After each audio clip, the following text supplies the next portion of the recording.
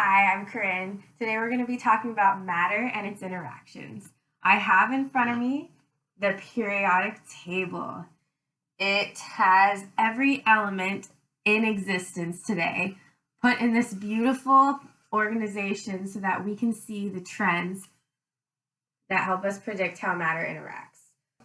One of the most important trends that we can see is atomic radius, and that is how big one of these elements is around. So it starts out being the smallest up here at helium and moving down the table all the way down this corner. Opposite of that trend, going up this way, is electronegativity and ionization energy. So we can use these trends to predict how matter reacts with other matter. That is actually super cool to know because everything that goes on around us, all chemical reactions, are based on these patterns. So I'm going to go over a reaction that is pretty basic and shows some of these trends in action. Right here, I have acetic acid and sodium bicarbonate. You notice how I put the H and the Na in red because, check this out, those two elements, hydrogen and sodium, are in this first column, which means they've got one electron on the outside shell. That means that this little guy, this one electron, really wants to attach to something else so it becomes more stable. It wants a second electron to bond to. So I've put these in red because they're the ones that are going to mostly want to leave where they are and go find someplace more stable. Kind of like when you're moving out of a bad situation. You want to find someplace more stable. Atoms are the same way. We want stability.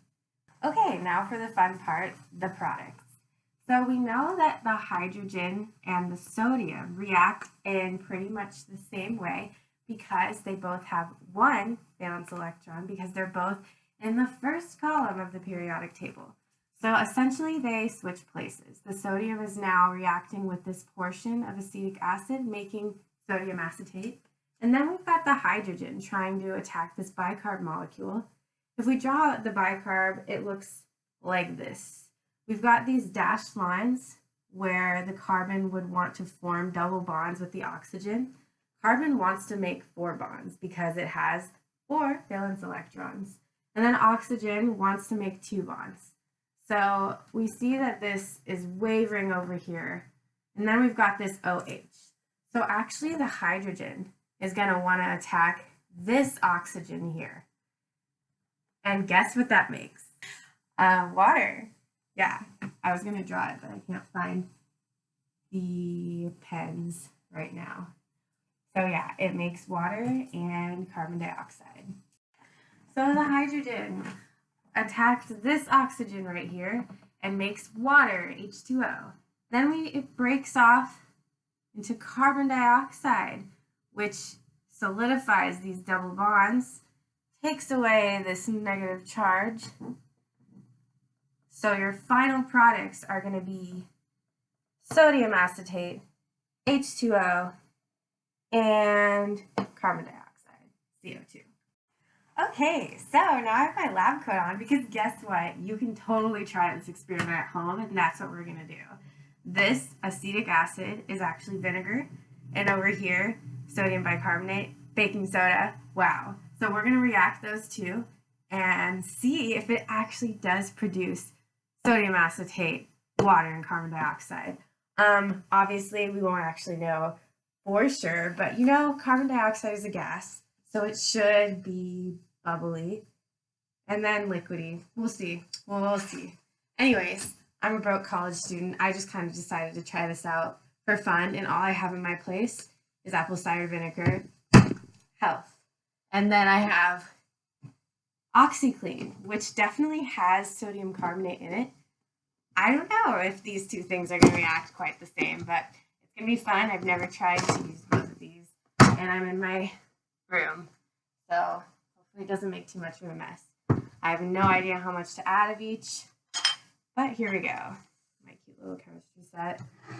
I've got the vinegar in this one, the OxyClean, bicarb, actually just carbonate, who knows, and that one. And let's use this. So we're gonna mix all bunched up in here. Let's do this part first. We're gonna just drop a little bit in here. It's fun to add more. We'll see. And then let's do the vinegar. I'm kind of scared. I don't want it to get everywhere. It's gonna make my room smell terrible if it like goes on the carpet. Okay, let's see. Can we see it? Whoa, okay, we're gonna do this. All right, mixing these together. Oh my gosh, it's foaming. Wow, so cool. So we know because of the bubbles that it totally made some gas. It totally made carbon dioxide. And it got really fluffy. That's awesome. Yay.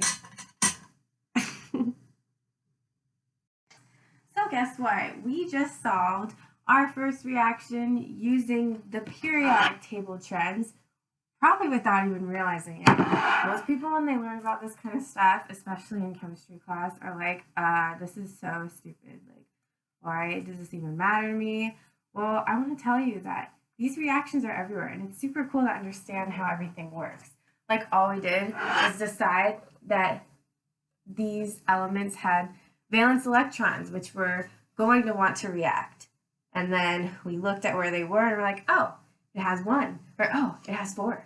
And then we decided where it would bond and with what, and we knew the product without even like Googling it. We could have, we should have, just to check our work. But anyway, that's pretty neat.